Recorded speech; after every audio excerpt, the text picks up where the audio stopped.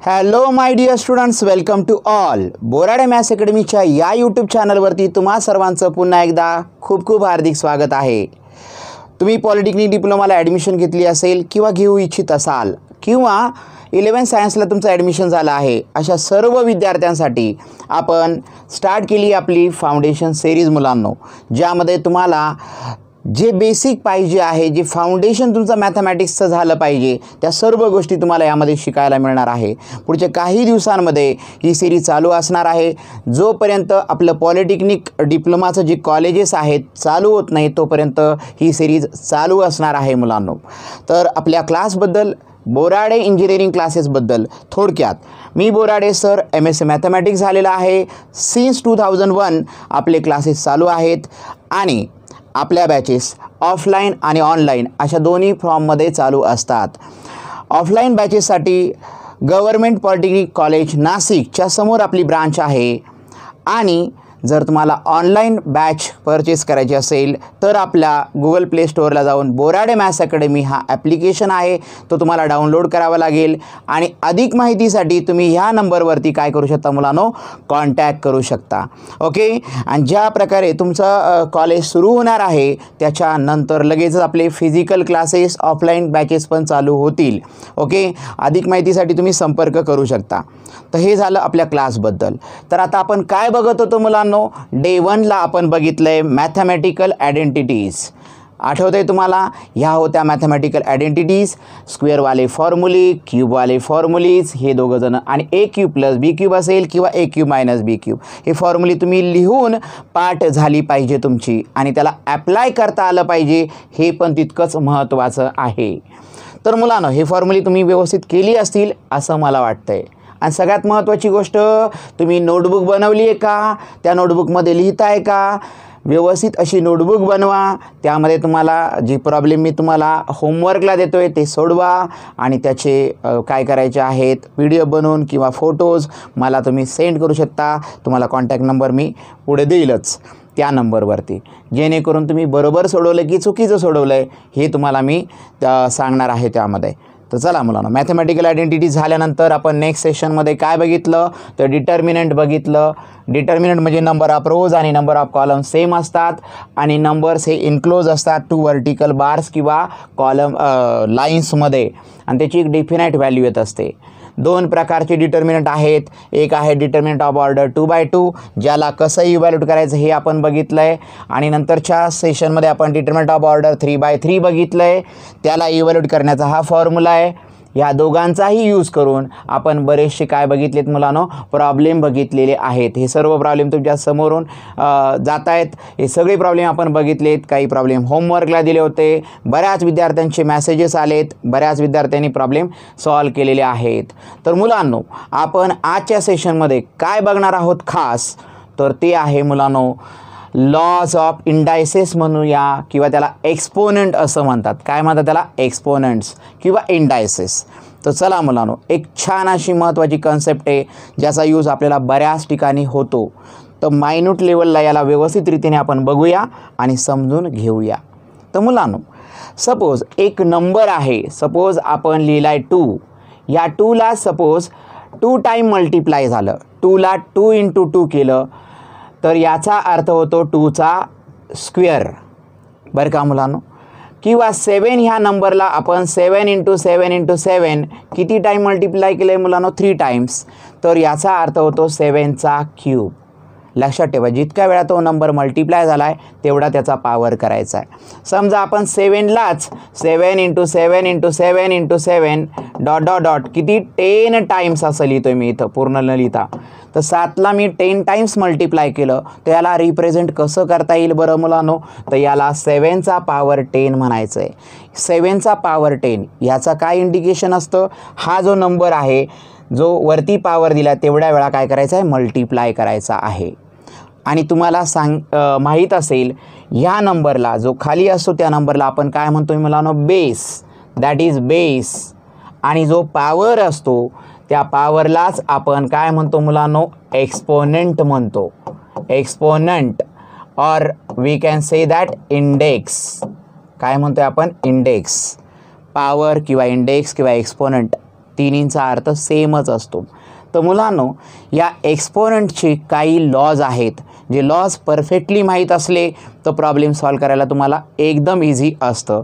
तर मुलांनो, बघूया आपण काही laws of indices one by one. यातले बरेचसे लॉज तुम्हाला माहीत असतील असा मला अंदाज आहे. तर माहीत नसतील तर माहीत करून घ्या, कारण आपल्याला ही आवश्यक लागणार आहे. कारण आपण बेसिक मॅथमॅटिक्स M1मध्ये लॉगरिथम हा पहिलाच टॉपिक असेल आपला, आणि ज्यामध्ये तुम्हाला याची आवश्यकता लागणार आहे. तुम्ही म्हणणार ह्या एक्सपोनंटचं आणि लॉगरिथमचं काय कनेक्शन आहे? ते कनेक्शन उलगडून दाखवणार आहे मी पुढच्या सेशनमध्ये, कारण पुढचं सेशनच त्यावरती असणार आहे, लॉगरिथमवरती. तर मुलांनो, लॉज ऑफ इंडायसेस. बच्चे लोग, चलो तो शुरुआत करते हैं. ओके.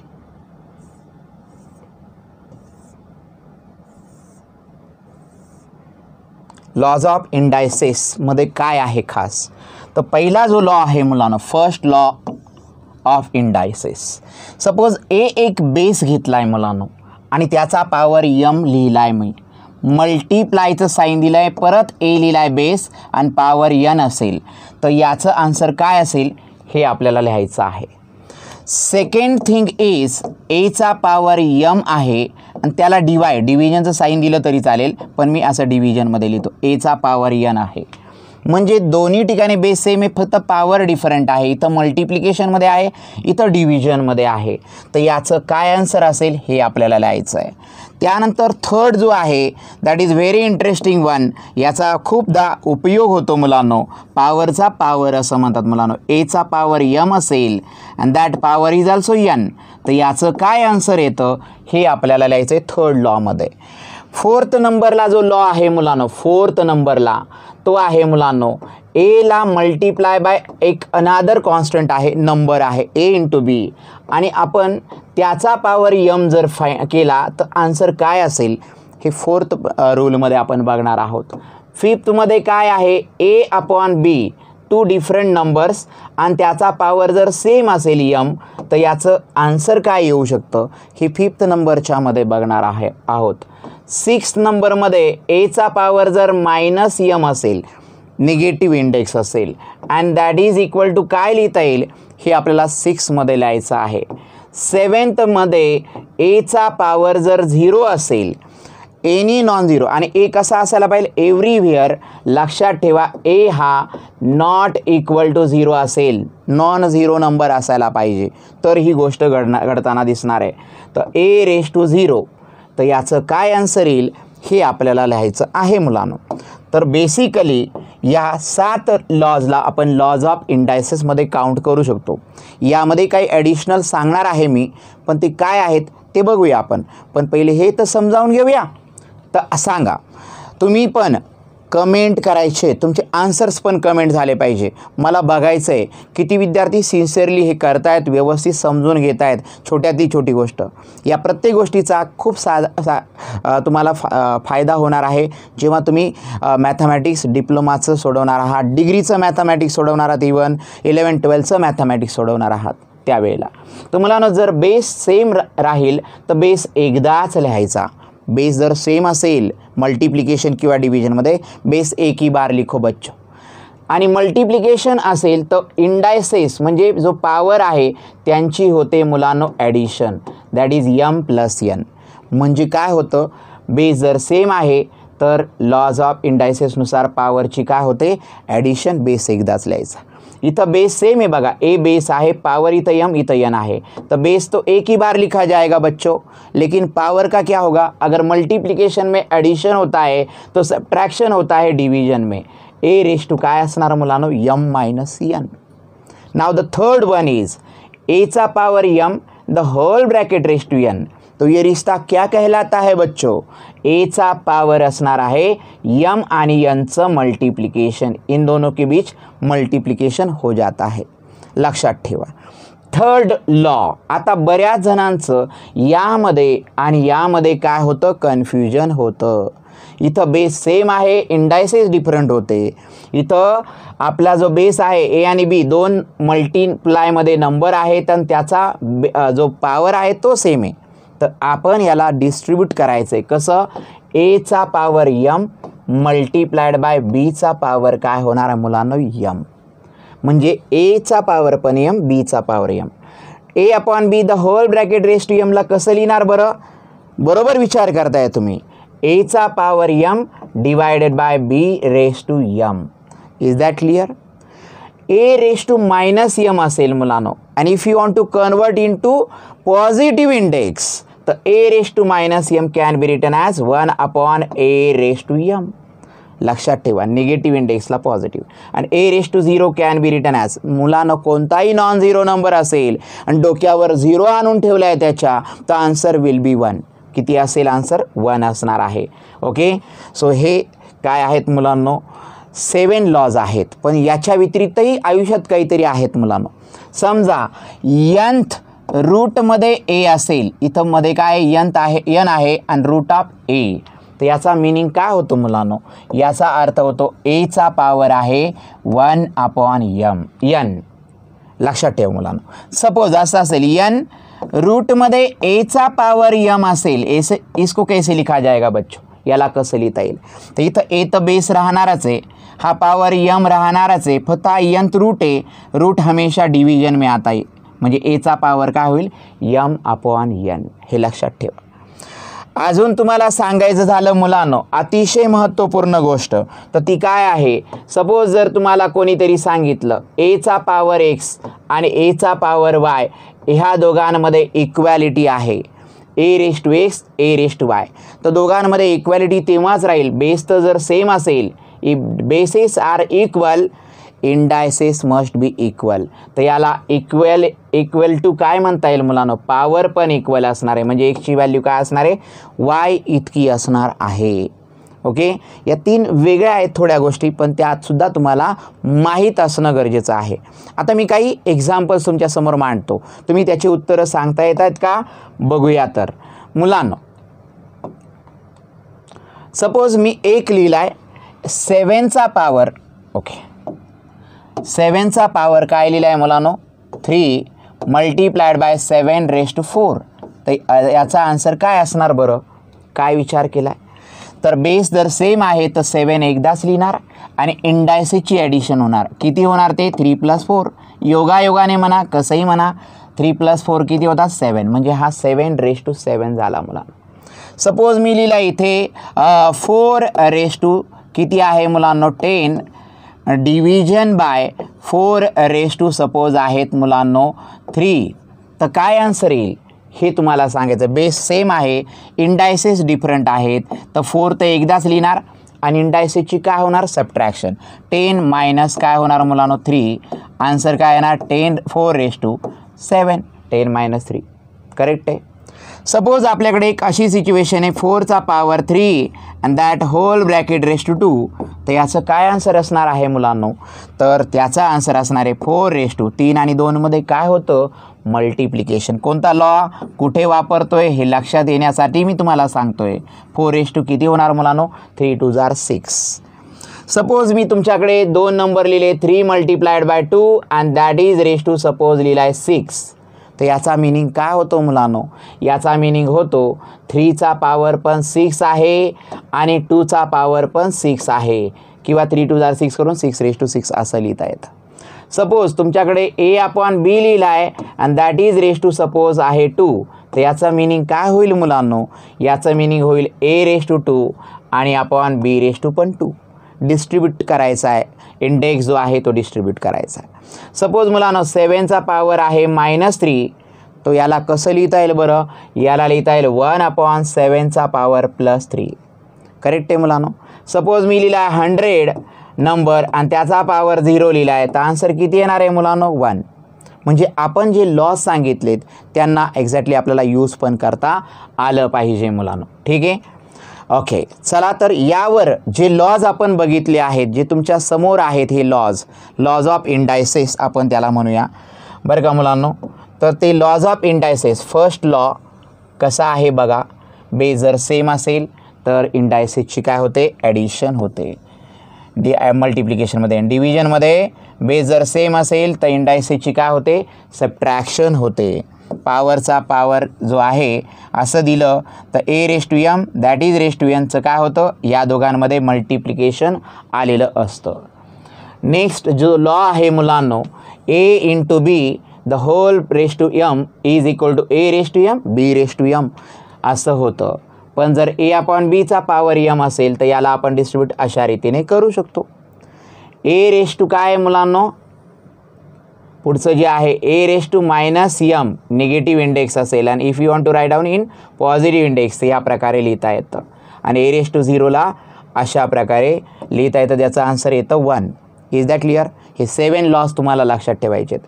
हे सुद्धा मी तुम्हाला एक्झॅक्टली एक्स्ट्रा सांगितलं आहे, पण तुम्ही ते नक्की लक्षात ठेवा मुलांनो, हायलाईट करून लक्षात ठेवा आणि ही कंडिशन पण लक्षात ठेवा, तुम्हाला फार उपयोगी ठरणार आहे.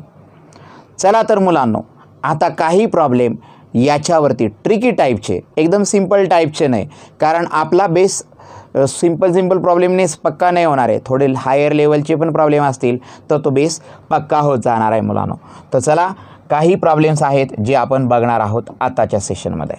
तर हा पहिला प्रॉब्लेम आहे. थोडं मी ह्या प्रॉब्लेमला इकडे ठेवतोय. ओके, चलो बच्चो, पहिला जो प्रॉब्लेम आहे त्याला आपण सॉल्व करूया. 27 रेस टू किती आहे, -1/3 काय असेल याचा आन्सर. तर बऱ्याच विद्यार्थ्यांचा विचार येईल 27चं काय करावं सर. एकदम सोपं सांगतो मुलांनो. 27 हा नंबर कोणाचा पॉवर आहे हे लक्षात ठेवलं तर तुम्हाला सोपं जाईल. 27चा अर्थच होतो 3 रेस टू 3. 3चा क्यूब आहे मुलांनो. काही गोष्टी क्यूब, काही स्क्वेअर्स, काही रेस टू 4 पॉवर पण तुमचे पार्ट असणं गरजेचं आहे. 27 हा 3चा क्यूब आहे, रेस टू किती आहे -1/3. तर याच्या पुढे काय करता येईल मुलांनो, इज इक्वल टू. आता सगळ्यांना ह्या लॉ याकडे बघितल्यानंतर कोणता लॉ वापरायला लागेल हे आठवलं असेल, लॉ नंबर 3, पॉवरचा पॉवर. तर काय होईल मुलांनो, 3 ॲज इट इज आहे, इन दोनों के बीच क्या होता है मल्टिप्लिकेशन, 3 इंटू -1/3. मग काय होणार मुलांनो, इथे 3 आणि 3 डिव्हिजनमध्ये कॅन्सल होणार. Answer will be 3 raise to -1. आणि 3 रेस टू -1ला आता कोणता लॉ वापरायला लागेल, 6 नंबरचा मुलांनो. निगेटिव्ह इंडेक्सला 1/, काय लिहिता येईल, 3 रेस टू 1. पॉझिटिव्ह इंडेक्स आणि 1/3 रेस टू 1 म्हणजेच 1/3. हे तुमचं फायनल आन्सर. याला कसं सॉल्व केलं आहे हे बघा. छोट्यातली छोटी गोष्ट आहे, पण मुलांनो ह्या आपल्याला युजफुल ठरतील 100%. आता हा प्रॉब्लेम आहे, याकडे बघितलं तर बरेच मोठे पॉवर्स आहेत, पण याला सिंपल कसं करता येईल याकडे आपण लक्ष देऊया मुलांनो. इज इक्वल टूचं साईन दिलं. मी 5 रेस टू -4 लगेच करत नाही बसणार आहे, 2 मिनटं थांबा, रुको जरा सब्र करो. 5 रेस टू -4 लिहिलं आहे, त्याला मल्टिप्लायचं साईन 125 कडं बघितल्यानंतर तुमच्या डोक्यात काही क्लिक होतं आहे का, 125 कोणाचा स्क्वेअर आहे, कोणाचा क्यूब आहे, असं काही आठवतं आहे का तुम्हाला. पहिलं स्क्वेअर क्यूब विचार करायचा, मग मोठा पॉवर असेल तर मोठा विचार करायचा. तर मुलांनो इथं 3 आहे ना, हा अपॉनमध्ये 3 आहे तर याचा विचार करायचा, हा कोणाचा क्यूब आहे लक्षात ठेवा. ही सुद्धा हिंट आहे तुम्हाला ब्रॅकेटमध्ये. आता तुम्ही बरोबर विचार केला आहे, 5चा क्यूब आहे हा, 5चं 3 वेळा मल्टिप्लिकेशन केला 125 येतात आणि त्याला पॉवर किती आहे 5/3. वैसे ही डिवायडेड बाय 25 आणि इथं अपॉन 2 आहे ना, 25 हा कोणाचा स्क्वेअर आहे तर तुम्ही सांगणार 5चा स्क्वेअर आहे सर आणि त्याला पॉवर आहे -1/2. बरं, तुम्हाला असं लिहिल्यानंतर लगेच लक्षात आलं, इथं तुम्हाला तो तिसरा लॉ जो आहे पॉवरचा पॉवरवाला 5 रेस टू -4 तसाच ठेवला आहे. मल्टिप्लाय 5 रेस टू किती होतील रे, 3ला मल्टिप्लायड बाय 5/3. 3 काय झाले, कॅन्सल करून टाका. इथे पण काय होईल, 5 रेस टू 2 इंटू -1/2. इथे पण 2 काय होतील रे, कॅन्सल. बरं, इतकं सगळं केल्यानंतर इक्वल टू काय उरले विचार करून घ्या. 5 रेस टू -4 तसाच राहिला होता, त्याला मल्टिप्लायड बाय 5 रेस टू किती आहे मुलांनो, 5 आहे सर, 5 आहे बरं काय. आणि डिवायडेड बाय किती राहिलेत रे, 5 रेस टू -1 राहिलेत. बरं, आता मला सांगा मुलांनो, सगळ्यांचा बेस सेम आहे, तर बेस जर सेम असेल तर बेस सगळ्यांचा एकदाच लिहा 5 आणि ज्यांच्यामध्ये मल्टिप्लिकेशन आहे त्या इंडायसेसची ॲडिशन करा, -4 + 5 लिहून टाका. आणि मुलांनो जो अपॉनमध्ये जो इंडेक्स -1 आहे पहिलं त्याला मायनस करा आणि तो नंबर मग -1 लिहा. का बरं, तो निगेटिव्ह म्हणून ब्रॅकेटमध्ये लिहिला आहे. ओके, तर आपल्याला काय लिहिता येईल, 5 रेस टू -4 + 5 आणि हे -+ +1 होतील. एकंदरीत काय उत्तर येण्याच्या मार्गावर आहे? 5 + 1 6, 6मधनं 4 गेले 2 आणि मला सांगण्यास अतिशय आनंद होतो की 5चा स्क्वेअर किती असणार आहे मुलांनो? 25. ओके, हेच तुम्ही वेगळ्या वेने पण करू शकता, पण कॅल्क्युलेशन आपल्याला जमतंय का हे बघायचं आहे तुम्हाला. चला मुलांनो, अजून पुढचा प्रॉब्लेम नंबर आहे 3. बघूया काय करता येईल. तुम्ही पण विचार करायचा आहे की ह्या प्रॉब्लेमला सोडवताना कोणता लॉ यूज झाला आहे, काय वापरलं आहे, कसं वापरलं आहे. तर मला सांगा, पहिलं तर ह्या दोघांमध्ये मल्टिप्लिकेशन आहे आणि -5⁻³ हे वेगळी गोष्ट आहे आणि या दोघांमध्ये मल्टिप्लिकेशन आहे. तो सोचो ज़रा सोचो, 7⁻0 कितना होता है? कोणताही नंबर पावर जर 0 असेल तर आन्सर किती येतं मुलांनो? 1. तर 1 लिहा इंटू, पण 25 बघितले आणि -3ला /2 बघितला तर 25ला एवढ्यात लिहिलं होतं, आठवतंय का? 25ला मी 5चा स्क्वेअर बोललो होतं आणि त्याचा पावर किती आहे? तर तो -3/2. पुढे मायनस साईन तसंच आहे. 5⁻³ जो निगेटिव्ह इंडेक्स आहे त्याला 1/5⁻³ असं लिहिता येईल का मुलांनो? 1/5⁻³. ओके, 5 वाटतोय का पण तुम्हाला? नाही वाटत आहे ना? परत लिहूया. 1/5⁻³ निगेटिव्हचं पॉझिटिव्ह. चला, इथपर्यंत आनंदीकडे जिकडे तिकडे चोहीकडे मुलांनो. तर 1 इंटू इथे काय होईल रे? 5 या दोघांचं मल्टिप्लिकेशन होत असतं. 2ने मल्टिप्लाय कोणाला होईल? -3/2 -1/5⁻³ तर किती होणार मुलांनो? हा 2 आणि 2 कॅन्सल. 1 इंटू काही पण नंबर असेल तर 5 राहणार आहे. रेश टू किती आहे? -3 -1/5⁻³ बरं, हे उलट 5⁻³ तसेच ठेवले असते ना तर आपल्याला उलट आनंद झाला असता मुलांनो. काय होगा, ही प्रॉपर्टी वापरायची गरज नाही. बघा तसंच ठेवतं आहे. 5⁻³ 5⁻³ 5⁻³ का बरं सांगतो माहिती का तुम्हाला? कारण मला सरळ दिसते ह्या दोघांचं सबट्रॅक्शन झालं तर आन्सर किती येणार आहे? 0. कारण ही टर्म ह्या टर्मला काय करेल? कॅन्सल. कशाला उगाच तो लॉ वापरायचा आहे? नका वापरू. चला, तर हा एक प्रॉब्लेम आहे व्हेरी इंटरेस्टिंग, ज्याचं उत्तर मी तुम्हाला सांगतो आहे. विचार करा मुलांना. 2 आणि इथं आपण 5, आपण जे आहे तो 32 हा कोणाचा तरी 5th पॉवर असणार आहे. कोणता नंबर आहे ज्याचं 5th पॉवर हा 32 आहे? आठवतं आहे का तुम्हाला? आठवतं आहे. तर 32 हा जर 2चं 5 वेळा मल्टिप्लिकेशन केलं, करून बघा वाटलं असतं. आणि डिप्लोमाला पॉलिटेक्निकला कॅल्सी अलाउड आहे, त्यामुळं तुम्ही कॅल्क्युलेशन कॅल्सीवरती पण करू शकता. पण सगळ्या गोष्टी कॅल्सीवर डिपेंड ठेवू नका. पेपरला गेले आणि कॅल्सीच बिघडलं, काहीतरी अडचणी आल्या तर आपलं डोकं चालायला पाहिजे ना. आपलं डोकंसुद्धा त्या कॅल्सीपेक्षा, त्या कॉम्प्युटरपेक्षाही फास्ट व्हायला पाहिजे.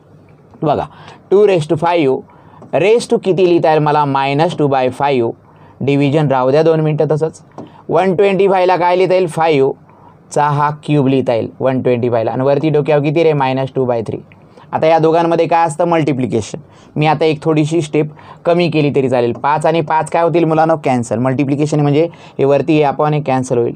तर इथं काय राहणार आहे? 2⁻5 डिवायडेड बाय इथे किती असेल मुलांनो? 3 कॅन्सल झाले तर 5चा पॉवर किती होईल? -2. काय वाटतं मुलांनो? याला मी 2⁻5ला 1/2⁵ लिहू शकतो का? नक्कीच सर. डिव्हिजनचं साईन 1/ याला 5⁵2 असं लिहू शकतो का? नक्कीच सर. मग 1/ तुम्हाला आठवत असेल 2⁵5चा अर्थ 32 होतो. लिहून टाकूया. डिव्हिजन 1/ मला सांगा 5चा स्क्वेअर किती होतो मुलांनो? 25. पण व्हेरी इंटरेस्टिंग सिच्युएशन मुलांनो. मला सांगा ह्या दोघांमध्ये डिव्हिजन आहे तर कसं लिहिता येतं याला? 1/32 लिहिले तर जर डिव्हिजनचं साईन काढून मल्टिप्लायचं साईन टाकायचं असेल तर 1/25चा काय करायला लागतो? रेसिप्रोकल. म्हणजे 25 किती लिहिता येतं? 1. म्हणजे मुलांनो याला याने मल्टिप्लाय केलं 25 आणि डिवाइड बाय 32. इससे ज़्यादा कुछ नहीं हो सकता है बच्चों लोग. ही समजली का पण स्टेप? सगळ्यांना समजली आहे ना? ही फार महत्त्वाची गोष्ट आहे. म्हणजे जर तुम्हाला असं मी सांगितलं मुलांनो A/B त्याला डिवाइड बाय C/D आहे तर याला कसं लिहिता येईल बरं? तर A/B तसंच ठेवा. इथं मल्टिप्लायचं साईन टाकलं तर याला रेसिप्रोकलमध्ये लिहा फक्त. एवढाच काय तो बदल आहे तो तिथं वापरला आहे मी. समजलं आहे का आता? Yes sir. आता मी काही 2 हा प्रॉब्लेम जो आहे तो सांगणार आहे आणि हे जे 2 प्रॉब्लेम आहे जे तुम्ही ट्राय करणार आहात फॉर होमवर्क आणि तुमचा होमवर्क ह्या नंबरवरती 9850 749654 या नंबरवरती सेंड करायचे आहेत. ठीक आहे, हा 54 आहे सर, आपणच 5चा असं काय करताय, 749654. ठीक है, दैट्स इट. चलो बच्चों आगे बढ़ते हैं. हे 2 प्रॉब्लेम होमवर्कला करायचे, पण हा एक प्रॉब्लेम त्याच्या अगोदरचा मी तुम्हाला सांगणार आहे. व्हेरी इंटरेस्टिंग प्रॉब्लेम दिख रहा है बच्चों. तर ऐका मुलांनो, कारण सिंपल लेवलचे लॉज ऑफ इंडायसिस शिकवून काय करणार, या प्रकारचे आले तर तुम्हाला काहीतरी फायदा होणार आहे मुलांनो. तर मुलांनो 16 आणि 81 दिसत आहे, -3/4 आहे. तर मी काय करतोय मुलांनो, नीट ऐका. 16ला मी 2⁴ लिहू शकता का? ती म्हणणार कसं काय विचार केला सर, 16ला तर 4चा स्क्वेअर पण म्हणता येईल.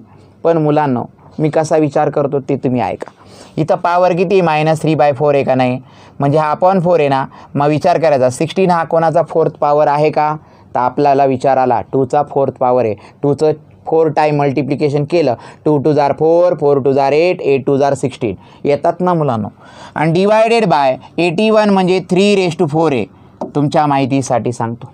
आणि त्याला पॉवर आहे -3/4. डन डन हा डन डन.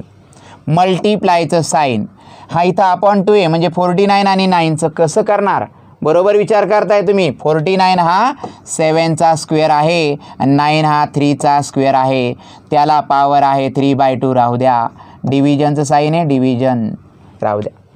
मुलांनो आगे क्या करेंगे, आता विचार मात्र तुम्हाला पक्का करावा लागेल. मला सांगा 343 आणि 216चा इथं क्यूब आहे, इथं अपॉनमध्ये. तर 343 कोणाचा क्यूब आहे का, तर बरोबर आहे 7चा क्यूब आहे हा मुलांनो, 7चा क्यूब. आणि 216 कोणाचा क्यूब आहे माहिती का, 6चा क्यूब. म्हणून म्हणतो काही क्यूब तुमचे पाठ असले पाहिजे, नाही तर कॅल्सीवर करून पाहायचं, कोणाचं तरी असणार आहे ना क्यूब. तर त्याला पॉवर लिहिला आहे 2/3.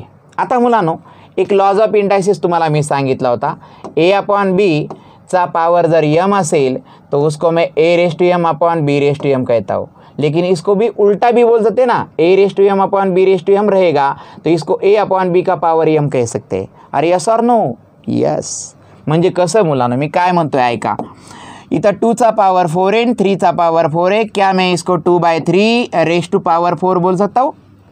आता काही विद्यार्थी म्हणतील मग या वरच्या पॉवरचं काय करायचं, अरे द्या त्याला मल्टिप्लाय करा, किती तो -3/4. कळलं का मी काय लिहिलं आहे. आता गेस करा पुढे काय लिहिणार आहे, मल्टिप्लाय. इथं 7चा स्क्वेअर आहे आणि इथं 3चा स्क्वेअर आहे, याला मी 7/3 त्याचा स्क्वेअर एकदाच लिहू शकतो का, हो. पण यावरच्या पॉवरचं काय करायचं, त्याला मल्टिप्लाय करा मुलांनो, 3/2 डिव्हिजनचं साईन. ठीक आहे. आता मुलांना सांगा 7चा क्यूब आहे, 6चा क्यूब आहे, म्हणजे याला मी 7/6चा क्यूब असं बोलू शकतो का, हो. पण त्याला मल्टिप्लाय काय करायचं, दॅट इज 2/3. अरे यस और नो बच्चों, सिंपल करते.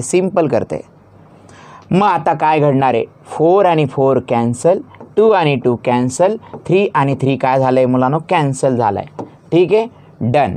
तो इसके आगे क्या कर सकते हैं, इज इक्वल टू साइन. मला सांगा इथे राहिला आहे 2/3 आणि पॉवर राहिला आहे -3, त्याला मल्टिप्लाइड बाय इथे आहे 7/3 आणि त्याला पॉवर आहे 3, डिव्हिजनचं साईन आहे, इथे आहे मुलांनो 7/6 आणि त्याचा कुठे पॉवर राहिला आहे तर 2 राहिला आहे. ठीक आहे, इथपर्यंत कोणाला काही अडचण नसायला पाहिजे. पण आता इथून पुढे जायचं कसं हे बघा. आता 2/3चा पॉवर -3 आहे, त्याला पॉझिटिव्ह पॉवरमध्ये करायचं असेल तर कसं करता येईल मुलांनो, 1/2/3 बरं का, त्याचा पॉवर किती लिहिता येईल, +3 लिहिता येईल, निगेटिव्ह पॉवरचा पॉझिटिव्ह, त्याला मल्टिप्लायचं साईन, हे 7/3 त्याचा क्यूब तसाच ठेवला आहे. इथं मी काय करतो आहे, डिव्हिजन. मला सांगा मुलांनो हे 7चा काय आहे, 7/6. यात चेंजेस नाही काय करते का, असं नका करू सर, काहीतरी याच्यामध्ये चेंज करून घेऊया. बघा मी काय म्हणतोय मी इथं 7/3चा क्यूब आहे ना, याला मी असं लिहू शकतो का, 7चा क्यूब डिवाइड बाय 3चा क्यूब, डिव्हिजनचं साईन.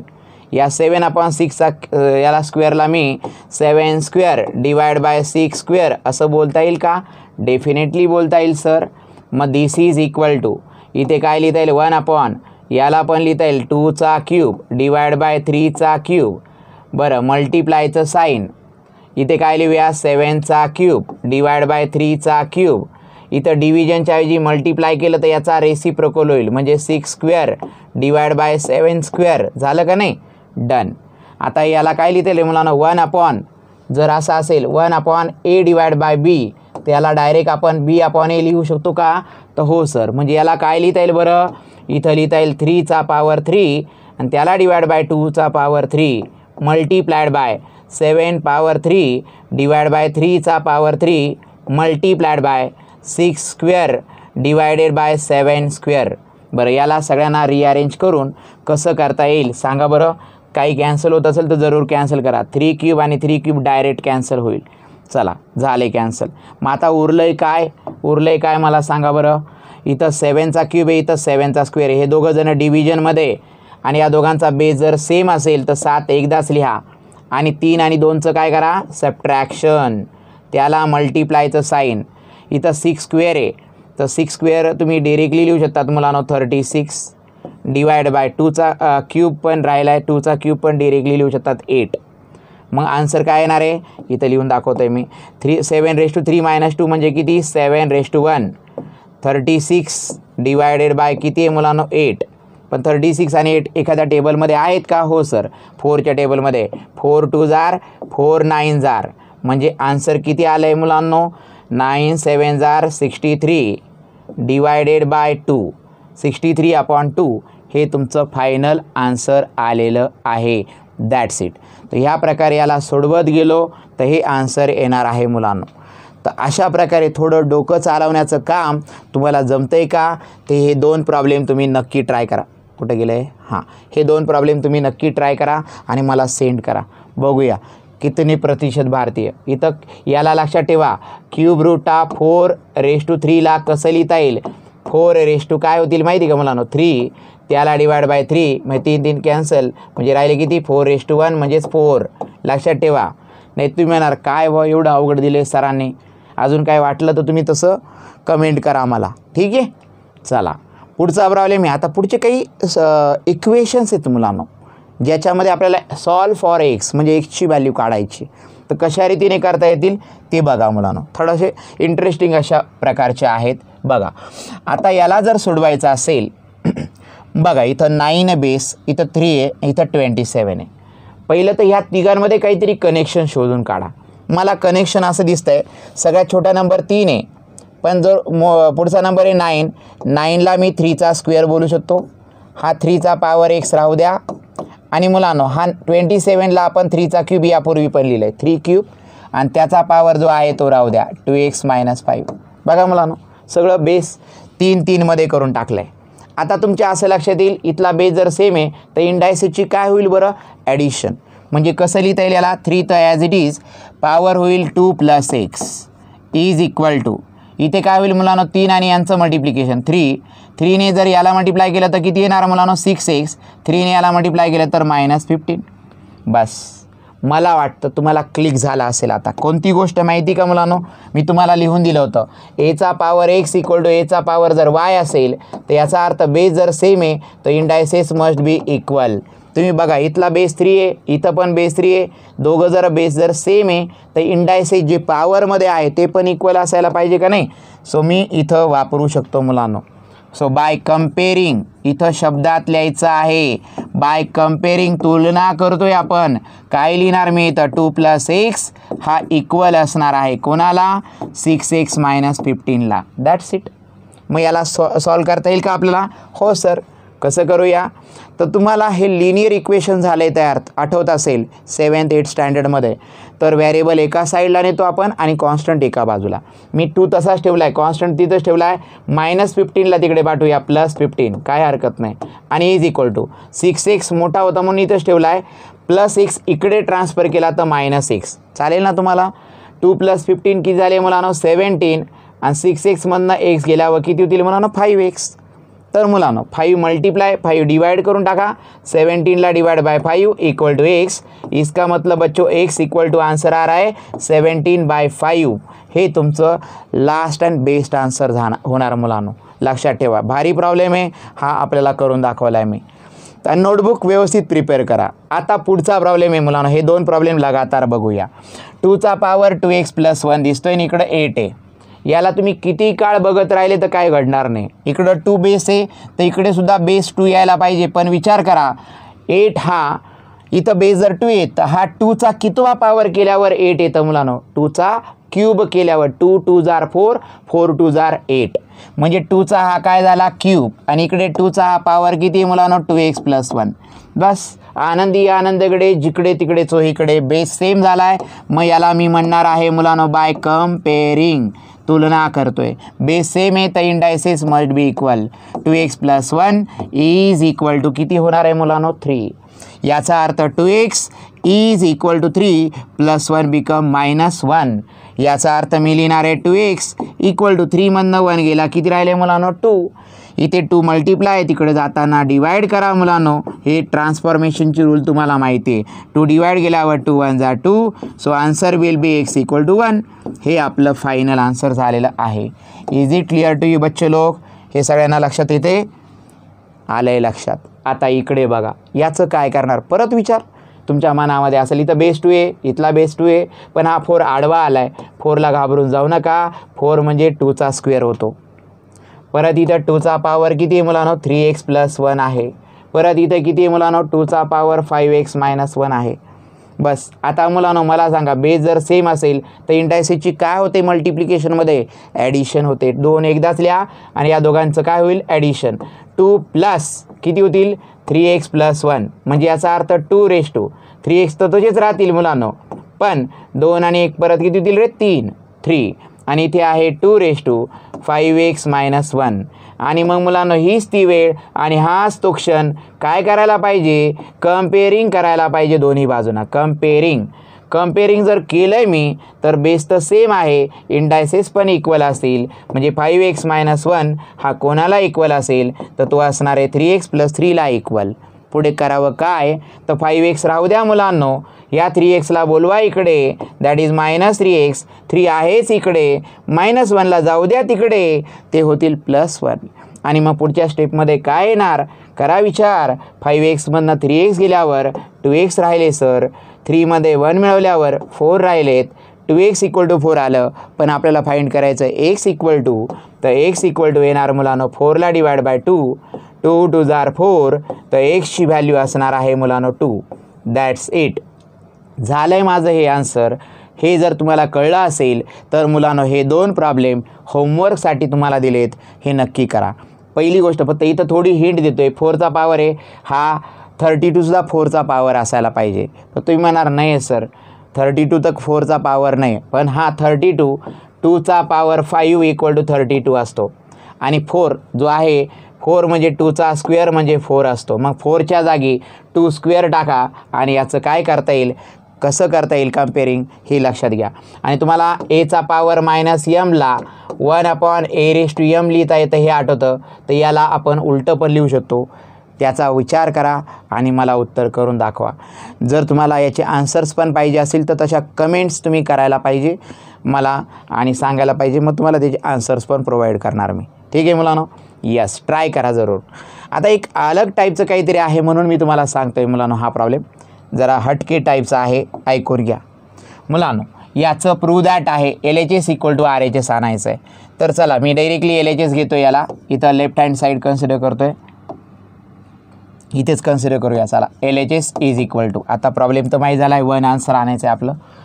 तर आता याचं काय करता येईल मुलांनो, व्हेरी इंटरेस्टिंग आहे. तर is equal to the sign बघा, आतल्या आत बेस जर सेम असेल तर बेस तर एकदाच लिहा, आतमध्ये बेस सेम आहे डिव्हिजन आहे, आणि इंडायसेसची काय होणार सबट्रॅक्शन, m - n करा, आणि बाहेर कोण आहे m + n, मल्टिप्लायचं साईन. आता या ब्रॅकेटचं कळलं तर पुढच्या ब्रॅकेटचं काय करणार, एचा पॉवर किती लिहिणार n, आणि इथं एचा पॉवर l आहे, म्हणजे n आणि lचं काय होणार सबट्रॅक्शन, आणि डोक्यावर किती होणार n + l. पुढे सांगा मल्टिप्लायचं साईन, एचा पॉवर l आणि एचा पॉवर m आहे, तर एचा पॉवर काय होणार l - m, आणि त्याचा पॉवर किती होणार l + m.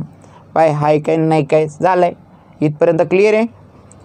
मुलांनो सगळ्यांना इथपर्यंत समजलं आहे? तर बघा मला सांगा ए तसाच आहे, या दोघांमध्ये काय होईल मल्टिप्लिकेशन, म्हणजे एम मायनस एनला मल्टिप्लाय कोण होणार एम प्लस एन, व्यवस्थित लिहा मल्टिप्लाय बेस ए तसाच आहे, परत या दोघांचं एन मायनस एलला एन प्लस एलने मल्टिप्लाय होणार आणि परत मल्टिप्लाय एचा पॉवर काय रे एल मायनस एमला मल्टिप्लाय होणार एल प्लस एम. पण जर तुम्हाला ट्विन्स फॉर्म्युला जो मॅथमॅटिकल आयडेंटिटीमध्ये सांगितलेला आहे हा कोणता A plus B into A minus B equal to काय असतं मुलांनो A square minus B square असतं. हे जर तुम्हाला आठवत असेल तर हा प्रॉब्लेम एकदम सिम्पल आहे तुमच्यासाठी. कसा बघा मुलांनो इज इक्वल टू एचा पॉवर काय होईल, याला आपण काय लिहू शकतो m square minus n square, त्याला जर तसं लिहिता येतं तर मल्टिप्लाय एचा पॉवर काय लिहिता येईल करा विचार n square minus l square multiplied by a raise to काय लिहिता येईल l square minus m square. सगळ्यांचा बेस कसा आहे मुलांनो सेम. मग आता आपल्याला काय करता येईल, बेस जर सेम आहे तर आपण काय करता येईल मुलांनो बेस एकदाच लिहा आणि जेवढे जेवढे डोक्यावर दिसत आहे त्यांना ॲड करत चला. पहिलं हा इंडेक्स मग प्लस करून हा आणि मग प्लस करून हा, म्हणजे काय काय लिहिता येईल मुलांनो एम स्क्वेअर मायनस एन स्क्वेअरमध्ये प्लस काय ॲड करणार n square minus l square plus काय ॲड करणार l square minus m square. मग तुम्हाला लक्षात येईल मुलांनो काहीतरी कॅन्सल होणार आहे, plus m square minus m square minus n square plus n square plus l square minus n square l square cancel झालेला आहे, म्हणजे एचा पॉवर सगळे कॅन्सल झाल्यावर 0 राहतो आणि ए रेस टू 0चा आन्सर किती येतं आहे 1. आणि हीच आपली कोण होती मुलांनो राईट हँड साईड. आपल्याला प्रूव्ह करायचं होतं आन्सर 1 आणायचं होतं, आणून दाखवलं आहे. एक इंटरेस्टिंग असा प्रॉब्लेम आणि त्यामध्ये कोणता फॉर्म्युला वापरला आहे मॅथमॅटिकल आयडेंटिटीज हे लक्षात घ्या मुलांनो. अजून एक सांगतो तेवढा आणि तेवढा एक समजून घेतला की मग तुम्हाला मी एक प्रॉब्लेम होमवर्कला पण आहे बहुतेक हा शेवटचा आहे तो तुम्हाला करायचा आहे, पण मी हा तुम्हाला सांगतो. तुम्ही म्हणणार कसं, याला सिम्प्लिफाय करायचं आहे म्हणजे आन्सर आणायचं आहे. बेस सेम आहे एकदाच या मुलांनो. इंडायसेसचं काय होईल सबट्रॅक्शन पटकन. वरती डोक्यावर किती आहे A square plus A B plus B square. चला पुढच्या ब्रॅकेटमध्ये बोला पटकन. एक्सचा पॉवर बी आणि एक्सचा पॉवर सी आहे तर एक्सचा पॉवर किती मुलांनो बी मायनस सी, बरोबर विचार करताय तुम्ही. आणि ब्रॅकेटच्या बाहेर किती सांगा, ब्रॅकेटच्या बाहेर B square plus B C plus C square असं ब्रॅकेट करून लिहा मल्टिप्लाय. इथं बेस सेम आहे तर एक्स एकदाच आणि इंडायसेसचं काय होईल सबट्रॅक्शन आणि बाहेर कोण आहे C square plus C A plus A square. मस्त. चला आता मला सांगा अजून काय करता येईल बरं. एक्सचा पॉवर या दोघांमध्ये काय असतं मल्टिप्लिकेशन ए मायनस बीला A square plus A B plus बी स्क्वेअरने मल्टिप्लाय करायचं आहे, त्याला multiplied by X raise to या दोघांचं मल्टिप्लिकेशन कसं मुलांनो B minus C into B square plus B C plus C square लिहिलं आहे, त्याला multiplied by X raise to या दोघांचं multiplication C minus A into C square plus C A plus A square लिहिणार आहे. बस आता मला सांगा थोडं तुम्हाला क्लिक होतं आहे का. तुम्हाला हा एक फॉर्म्युला सांगितला होता मॅथमॅटिकल आयडेंटिटीज, थोडी आठवण करून देतो आहे मुलांनो, आठवण करून देतो आहे मी.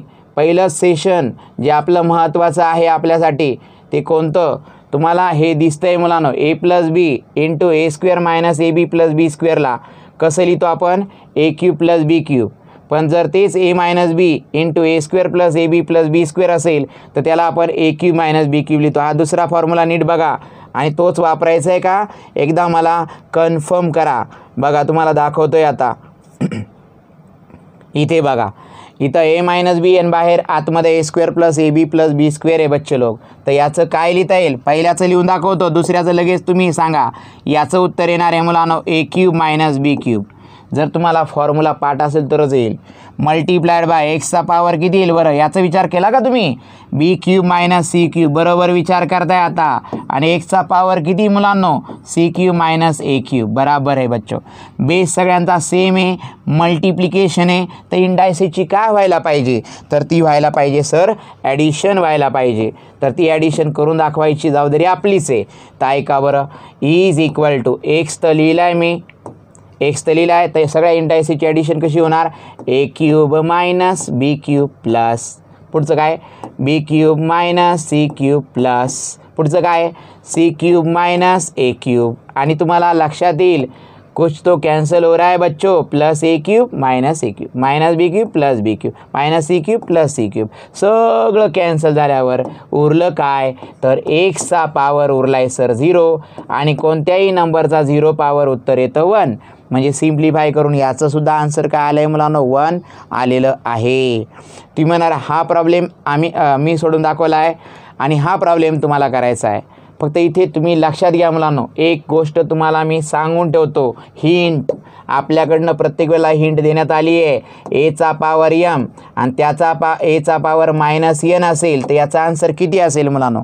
बेस तर सेम आहे, इंडायसेसची काय होईल सबट्रॅक्शन. पण मुलांनो इथं गंमत घडते काय तर एम लिहायचा, मधलं साईन काय मायनस आणि मायनस एन हे ब्रॅकेटमध्ये लिहायचं असतं. म्हणजेच उत्तर काय येतं A raise to M plus N होतं आहे मायनस मायनस. तसं इथं काय होईल याचा विचार करा आणि ती आयडेंटिटी मॅथमॅटिकल आयडेंटिटीमधलं काय वापरता येईल हे तुम्ही मला सांगा. आणि हे सगळेच्या सगळे जे होमवर्कला दिलेले प्रॉब्लेम आहे तुम्ही काय करायचे आहेत, ह्या नंबरवरती 9850749654 वरती सेंड करायचे आहेत. मला बघायचं आहे किती लेवलचं तुमचं मॅथमॅटिक्स आहे आणि तुम्हाला जमतं येते. मुलांनो आजच्या सेशनमध्ये आपण पूर्ण कम्प्लिटली एक्सपोनंट रिवाईज केलं आहे. उद्या नेक्स्ट सेशनमध्ये लॉगॅरिथमकडे मी घेऊन जाणार आहे. तुमच्यासाठी लॉगॅरिथम हा वर्ड काही विद्यार्थ्यांनी ऐकला असेल, काही विद्यार्थ्यांनी ऐकला नसेल, पण सगळ्यांना नक्की समजेल ही मी गॅरंटी देतो तुम्हाला. हे सेशन तुम्हाला आवडलं असेल तर हे सेशन तुम्ही नक्कीच तुमच्या मित्रांबरोबर शेअर करा, जे पॉलिटेक्निक डिप्लोमाला गेलेले आहेत, जे 11-12 सायन्समध्ये आहेत, अशा सगळ्या विद्यार्थ्यांना हे यूजफुल आहे. आणि सगळ्यात महत्त्वाचं आपला चॅनल सबस्क्राईब जरूर करा, जेणेकरून जेव्हा जेव्हा याच्यावरती काय येतील आपले व्हिडिओ लेक्चर्स येतील किंवा प्रीमियरिंग होईल किंवा लाईव्ह सेशन असेल त्याचं नोटिफिकेशन तुम्हाला मिळणार आहे. आणि